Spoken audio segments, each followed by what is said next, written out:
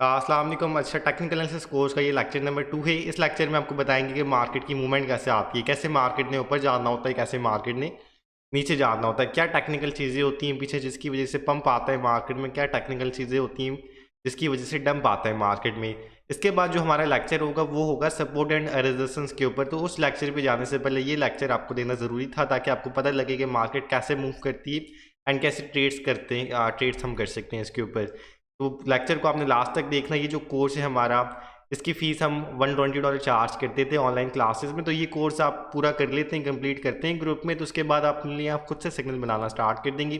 तो कोर्स को आपने पूरा कंप्लीट करना है लर्निंग के लिए, क्योंकि जब तक आप लर्निंग नहीं करेंगे तो सिग्नल से भी आप प्रॉफिट नहीं निकाल पाएंगे। तो लर्निंग होना काफ़ी ज़रूरी होता है। सबसे पहले मार्केट में मूवमेंट कैसे आती है, यहाँ पे आप देख रहे हो कि कुछ कैंडल्स ऐसी हैं जो ऊपर की तरफ जा रही हैं, कुछ कैंडल ऐसी हैं जो नीचे की तरफ जा रही हैं। अब यहाँ पे मूवमेंट कैसे आती है मार्केट में, कैसे ग्रीन कैंडल्स बनती हैं, कैसे रेड कैंडल्स बन रही होती हैं। अब ये जो ग्रीन कैंडल्स होती हैं इनका मतलब क्या है कि मार्केट में पैसे आ रहे हैं, मार्केट में इन्वेस्टमेंट आ रही है। यहाँ पे किसी ने इन्वेस्टमेंट की तो मार्केट ऊपर गई, फिर इन्वेस्टमेंट की मार्केट ने फिर ऊपर गई, फिर किसी ने इन्वेस्टमेंट की मार्केट में फिर मार्केट ऊपर गई, फिर इन्वेस्टमेंट की किसी ने मार्केट में तो मार्केट ऊपर गई, फिर किसी ने अपने पैसे निकाले तो मार्केट नीचे आ गई, फिर किसी ने ख़रीदा कॉइन को फिर मार्केट फिर ऊपर गई, फिर किसी ने निकाले पैसे तो मार्केट नीचे आ गई। तो ये रीज़न होता है कि मार्केट ऊपर एंड नीचे जा रही होती है। अब यहाँ पे आप सम टाइम देखते हो कि काफ़ी ज़्यादा बड़ी मूवमेंट आ रही है। जैसे मैं यहाँ पे मंथली टाइम फ्रेम लगाता हूँ, आप देखते हो काफ़ी ज़्यादा बड़ी मूवमेंट्स आ रही है मार्केट में। बड़ी मूवमेंट्स का क्या मतलब होता है, अब यहाँ पे जैसे आपको दिख रहा है कि मार्केट सबसे पहले नीचे से ऊपर जा रही है, आहिस्ता आहिस्ता मार्केट नीचे से ऊपर जा रही है, जा रही है, जा रही है, एकदम पीक के ऊपर आ जाती है मार्केट।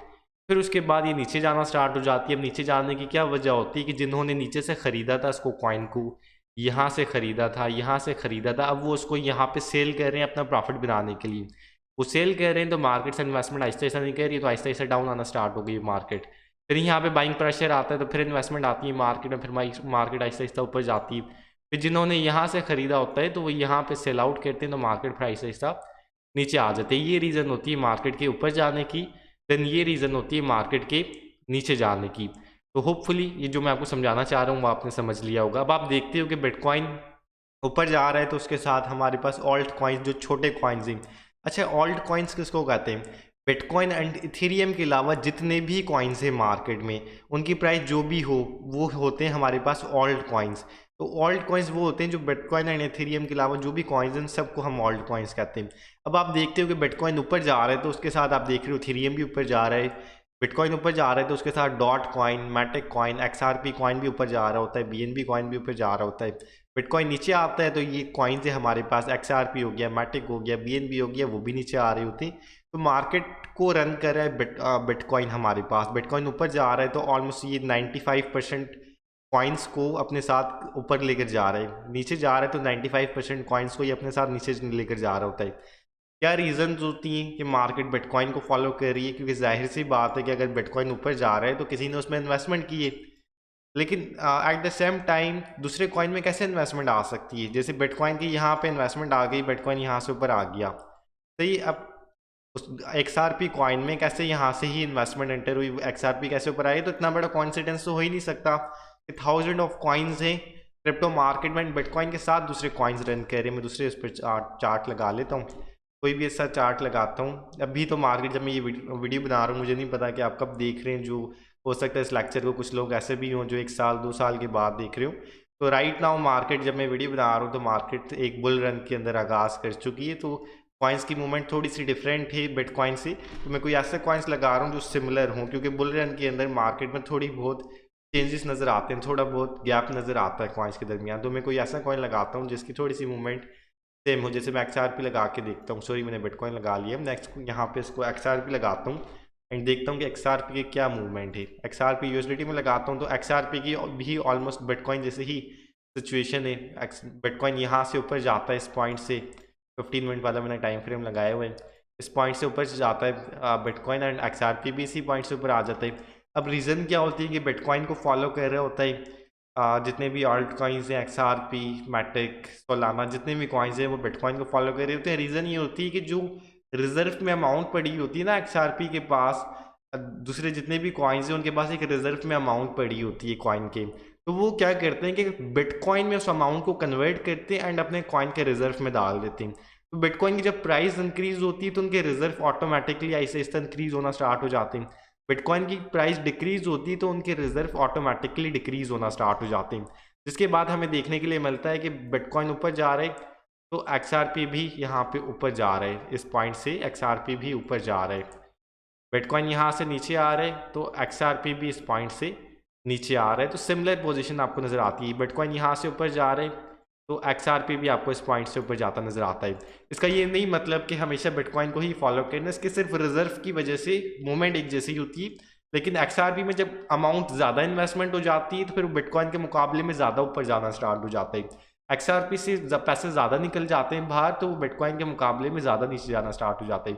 बस एक स्पेसिफिक अमाउंट में रिजर्व इनके पड़े हुए होते हैं बिटकॉइन में, जिसकी वजह से सेम मूवमेंट होती है ऑल्ट कॉइन्स में एंड बिटकॉइन में। कुछ टाइम पहले लूना सी कॉइन, जो आप मीम कॉइन के नाम से उसको जानते होंगे, $1 के काफ़ी ज़्यादा कॉइन वो आते थे, तो अभी भी आते हैं। तो जब उसकी प्राइस थी $70, तो $70 से वो हमें देखने के लिए मिला था ज़ीरो के ऊपर, ज़ीरो पे हो गया था वो कॉइन। सही है, एक टाइम पे लूना सी कॉइन $70 पे था।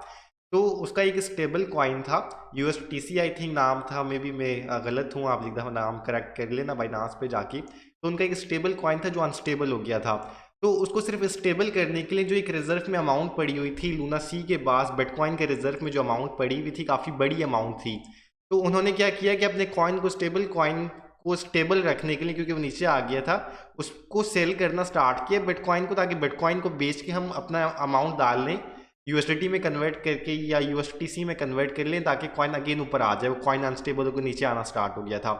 तो लूना के जो फाउंडर्स थे उन्होंने बिटकॉइन को सेल आउट करना स्टार्ट किया जो उनके पास रिजर्व में पड़े हुए थे, तो बिटकॉइन में एक सेलिंग प्रेशर आया तो बिटकॉइन ने भी क्रैश कर दिया। तो बिटकॉइन फिर आपको नज़र आया था आई थिंक 2020 में हमें नज़र आया था ऑलमोस्ट $24,000 के बाद, सिर्फ लूना की वजह से। तो जितने भी कॉइन्स हैं सबके पास, ऑलमोस्ट सबके पास, हमारे पास बिटकॉइन के रिजर्व में अमाउंट पड़ी होती है, तो उसको फॉलो करते हैं। बाकी इनके अंदर कोई ऑर्गेनिक ज़्यादा अमाउंट एंटर हो जाती है तो बिटकॉइन के मुकाबले ज़्यादा ऊपर जाना स्टार्ट हो जाते हैं।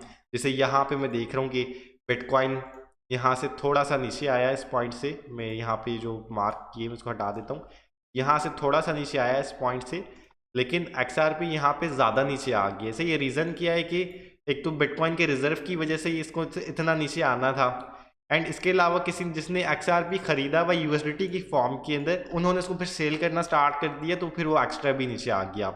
सही, तो XRP जितने भी ऑल्ट कॉइन्स है वो बिटकॉइन को तो फॉलो करेंगे, लेकिन उनमें कोई एक्स्ट्रा अमाउंट इन्वेस्टमेंट हो जाती है तो बिटकॉइन के मुकाबले में ज़्यादा ऊपर जा रहा होता है। बिटकॉइन थोड़ा सा ऊपर जाता है लेकिन ये कॉइन्स ऊपर ज़्यादा ऊपर जाते हैं, बिटकॉइन थोड़ा सा नीचे जाता है लेकिन ये कॉइन ज़्यादा नीचे जा रहे होते हैं, क्योंकि इनमें ज़्यादा अमाउंट इनसे निकल रही होती है। तो होपफुली आपको पता लग गया होगा कि मार्केट कैसे वर्क करती है। मार्केट में इन्वेस्टमेंट आती है तो पंप करती है, मार्केट से इन्वेस्टमेंट निकलती है तो मार्केट डंप करती है। सेकंड लेक्चर हमारा होगा सपोर्ट एंड रेजिस्टेंस का, जो काफ़ी ज़्यादा इंपॉर्टेंट होगा। वो की पॉइंट्स मैं आपको बताऊंगा उस लेक्चर में, जो मे बी आपको ना पता हो, तो उसका आपने इंतज़ार करने, मुलाकात करेंगे नेक्स्ट लेक्चर में। जब तक के लिए अल्लाह हाफिज़।